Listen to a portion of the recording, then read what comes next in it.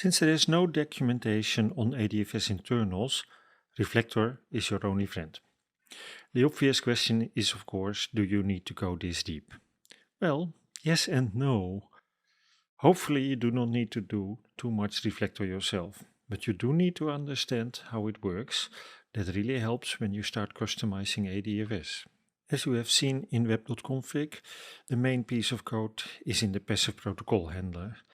It derives from iHTTP handler and it's a complex piece of code because it has to handle both the WS Federation and the SAML2 protocol. It does this in two steps. It first parses the message into a set of class instances, let's call that the passive context, CTX. Then it gives this context to the real processing engine, which is a collection of dispatchers.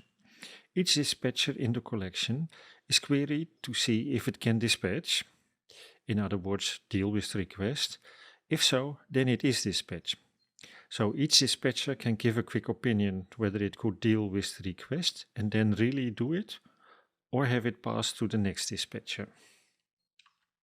Then, for the dispatcher, dealing with a message means advancing with the protocol. It might be things like adding extra state to the passive logon context. The passive logon context is actually stored in the HTTP context.items bag. After processing and having reached a new state, the dispatcher can restart the protocol handler pipeline to get the next dispatcher active.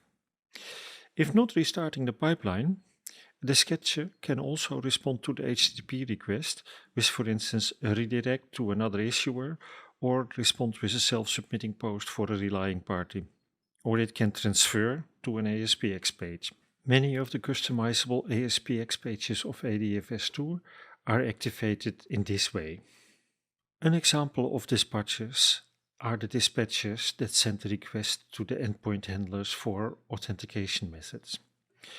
A dispatcher can look at the authentication message as it was passed in the WAuth query parameter or in the SAML2 equivalent of it, and if it corresponds with what it can do, return true to the can-dispatch method.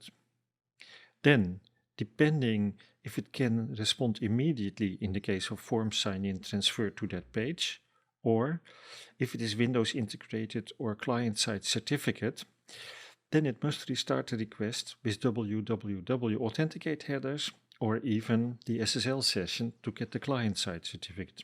In the last two cases, it's not a transfer, but it is a redirect. If there is no WAuth parameter, then the first dispatcher will start authentication. So in this way, the order of the dispatchers in web.config determines the defaults.